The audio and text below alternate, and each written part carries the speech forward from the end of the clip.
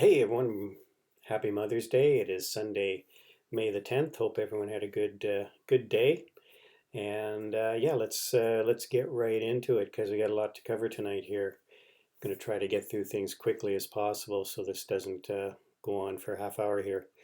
Lots to cover. So yeah, interesting week. Looked like we were going to roll over midweek. We had a couple down days. Looked like the market was getting toppy, and then Thursday, Friday we just ripped higher, and there was some news associated with that, some reignition of some China's U.S. Trade talks, and some good news on the virus front. And yeah, just market is just definitely looking for any good news to rip higher, and that's what we did Thursday, Friday. So just looking at what we got coming up here, we're kind of getting into the back end of the earnings season. See, we've got 90 events on Monday, and then they kind of taper off as we go in through the week here. So looking for Alibaba at the open tomorrow. Under Armour could be interesting. And Potstock, Tilray, Expedia. Of course, that's going to be terrible, but probably a lot of the bad news is priced into that already. Marriott, same thing. Hotels not doing well. Anything in the travel industry is just really struggling right now. And interesting, INO, which has been a big virus play, is coming up on the earnings. So yeah, we'll see what happens. But let's get into the indexes, take a quick look here. Transports, again, we looked like we were just about to lose this level here. And lo and behold, we got a nice, and even on Thursday, it was a big rally up or a little rally up and then pulled back significantly. So you could even look at that and said, well, it couldn't get through and hold the 50-day moving average into the close here. But Friday went ripping higher, and RSI double bottom here. So maybe there's definitely some more upside, and that's kind of where I'm leaning right now. So had a big sell-off on the Thursday with this the yields, and they came back up again. I'm still in this TBT trade, and I sold some of it when it started pulling back, but I'm still got probably about a little less than half my position. Took some off up here and now, and took more than another half off when we started dropping. So still got a fair number of contracts on that. Again, the Dow just holding, now we're just holding this 20-day moving average here. And again, this level here, let's put this on. So this level's back in play, could get back up here. Again, RSI turning up here, sort of bottoming action. Now it looks like we're going higher. Again, the stochastics looking like they're turning up again. On a weekly basis, it looks good. Looks like we're going to go higher. Let's just jump again at the daily chart. Let's jump ahead to the weeklies again. The IWM, the small caps are actually outperforming. They've been terrible on the since for most of this year they've been underperforming, and now they look like they're overperforming compared to some of the other larger caps. So maybe this is a shift to rotation into stocks that are considered to be more risky. Small caps considered to be more risky.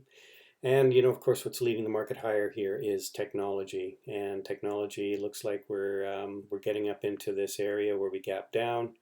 Next stop will be this gap fill. RSI continues to look higher. The only thing you can say is we're back down. We're trading down around volumes where we were just before the big sell-off here. So the grind could just be higher. Stochastics really extended here, so I'd be maybe looking for a bit of a pullback. But the trend still looks higher to me. SPX, SPY, again, just pull back during the week, and then the bounce off the 20-day moving average. And then we're back up pretty close. 3,000 looks like the 3,000 numbers in play. That's the 200-day moving average on the SPY. Again, volume's kind of dropping off here, but it's it's getting back to this sort of average level here, back before the big sell-off. The dollar's not really doing anything. It's just kind of hanging in there. And of course, the big news was the VIX lost 30 on Friday. We had one of our moderators in the room, Norm, shaved his beard. He'd been growing his beard since I can't remember when, but he said he wouldn't shave it till VIX dropped below 30, and here you go. We got the VIX below 30, and Norm's clean shaven. And again, it looks like if the market continues to head higher, this obviously will continue to leak off here. So let's take a look. Let's take a look at some of the scans that I'm looking at. Yeah, so let's look at some of the scans that I'm looking at here. These are some stocks that reported recently. AIG, Insure. It looks like it's on the verge of breaking out here. High was 27.41. Went out today 27.65. So definitely a breakout here on AGI. They just reported. I think their numbers were actually pretty good. And the other comment they made was they don't really see much in terms of impact for the COVID. So look at this chart. I love the way this chart is setting up. It looks like we've got a lot of upside here. We've got a double bottom on RSI, and volume was good on Friday.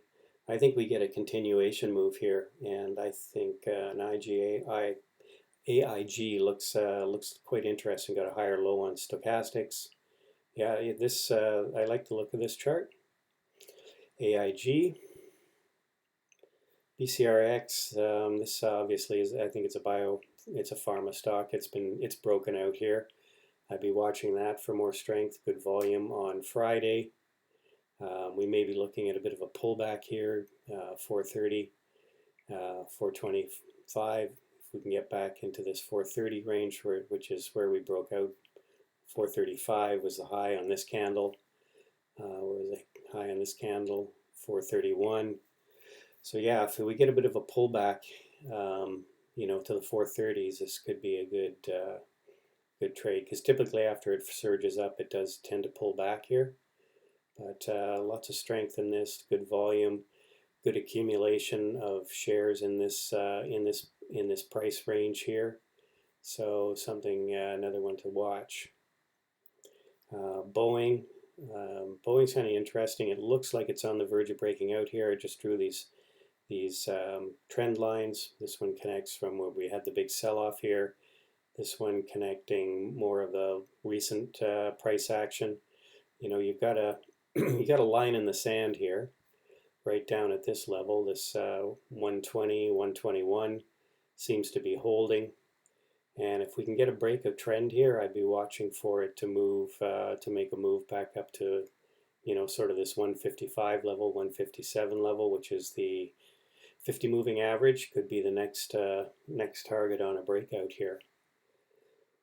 As long as there's no more bad news that comes out on Boeing. This is a fairly recent listing, and I noticed it was breaking out here. So we haven't got a lot of prior price action to look at here, but you can kind of see it did break out. We did get a pullback to the 20 moving average, and now we broke out again on Friday. So I believe they had earnings. An earnings call and it looked good, and looks like they're ready to break out some more here on CAR. Disney's going to open up on the weekend here, and then China, I believe, Shanghai was going to reopen, and I think that could be the catalyst to take this thing, back up to sort of the 120 level. Again, RSI above 50 now. Stochastics hooking up here. Disney looks like it could be heading higher. And something we'll get back to in a second here, energy. Energy's been really doing quite well here, but I think we had that big fiasco back in April with the futures contracts going negative for the May, because nobody knew where they were going to put their oil, so they had to pay someone else to pay for storage. But you can see here, this is just one energy stock, Noble.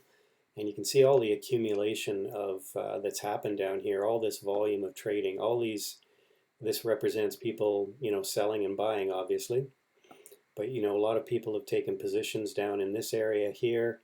on this pullback, and now it looks like this is about to break through, break out. And if we do get a continuation in oil, that could be a good 30% move up to this gap fill, because we're 20s crossing over the 50 here, and we're well above the 50. 200's way up here. So I think we could have a good run up to $13 as a next stop on this if energy continues to strengthen. Space. Oh, I forgot to mention on AIG, they also have a dividend. So, not only if you're buying that stock AIG, there's a 4.5% dividend.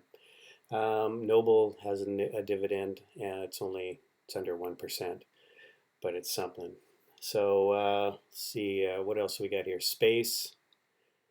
Um, it just reported. It does look like it's about to break out here. This is a popular one in the retail traders, so something to keep an eye on here. A breakout could take it back up from here, could take it back up to sort of this level. I'm looking at this sort of this area here, 25 to 27 area. Again, we're above all the moving averages here. I'm not really keen on the spinning top formation here, but I do think it has the potential to go higher. Viacom's another one here. We got good. We had earnings last week. It was they were pretty good. They had a lot of good stuff to say on their call, and this is another one. You're getting a 5.5% yield on a dividend, and I don't think that dividend's at risk. Again, pretty good volume Thursday. Nice follow through on Friday, and if we can break out here, high on this candle was 1950. We get through here, this could be, pretty clear sailing up to, and you got 33 as the 200-day moving average. That's, but if you want to take a longer term position on this, this is not a bad looking stock. So that's some of the interesting stuff. I just wanted to take a bit of a overview of how the sectors are doing here. This is something I haven't pulled up before, but I do look at some of these ETFs, and they just give you an indication of where the money's flowing. And so you can see here discretionary spending. I mean, it's just but these are 2-month charts, and so you can see here we had the big sell-off, and then it's been strong. Communications particularly strong, not surprising. These are the stocks that are driving the Qs higher as well. The stocks that people are interested in because the post COVID business environment is going to all be about communication. Working in the cloud, working at home, doing more telecommuting. So it's that's the way of the it's probably going to be the way of the future. I keep reading stuff about how when people return to the office, it's not going to be the same if they even do return to the office, or maybe they only go in once or twice or 3 times a week and not 5. So depending on the industry you're in. Again, technology just ripping higher here. And again, this is the new reality of how maybe work is going to get done. Technology is going to be leading us. And you can see here, staples have not been performing as well as the discretionary. It's kind of, again, it's a risk-on trade. Strange in this environment where you've got, 30 million people out of work. Healthcare's had a nice run up, but now it's just choppy. Real estate, it just sort of getting into a chop here. Financials have it looked a little choppy. Utilities, again, a safety trade, not particularly attractive. But again, coming back to energy, looks like energy's been strong, and it looks like it's on the verge of breaking out, which is why I talked about Noble. If you just want to play a sector ETF, you could take a bet on energy that we're going to have a nice run back. Let's take a look at this energy ETF here. You can see here we're just flirting with breaking out. And again, stochastics hooking up here. RSI going to put in a double bottom. Now it looks like we're going higher. And yeah, it's all looking pretty nice here. energy for a nice run. We could get on the XLE. We've got a gap to fill here, sort of a 4150 level. We can get past this gap, we could be looking at 46, 47, getting to this area here. Again, a lot of you can see a lot of volume trades here, a lot of trades here, a lot of people, buyers and sellers in this area, but you've got a lot of people that have taken a position basically in this area here, and they are looking for a breakout. So, and you got a lot of people stuck up here that have bought in here. Some of them probably sold down here, and then the new holders are now already in the green. So it's kind of interesting to see where the bulk of the volume has been. There's been a lot of buying down here. So um, yeah. Anyway, so that's about it. I just hope I kept this not too long. Again, I'm looking for the futures are green right now. Looking for some more follow-through actions. Looking for the markets to keep pushing higher here in the face of um, all the global economic doom and gloom that seems to be out there. People are looking past that and looking for bargains in the stock market. You have to remember there is absolutely no money to be made by putting your cash into a treasury. So I think you've just got some money chasing the only thing that's going to give you any kind of a return here. So yeah, that's it. So this is my book on Amazon, How to Swing Trade. If you haven't checked it out, that's where you can get it. And again, we'll be kicking off the week 8:30 a.m. Eastern Time. We'll have Carlos and Norm doing the pre-market show, looking at what stocks are in play, what's hot, what's not, and then we'll be trading the market open at 9:30. And so you can catch us on YouTube Live at 8:30, right up to close to the market open. So enjoy the rest of your evening, your Mother's Day, everybody. And sorry I'm a little late here, just got tied up with some Mother's Day celebrations myself, so a little late getting this out. But anyway, everyone have a good week, and we'll check back with you again sort of midweek. Bye for now.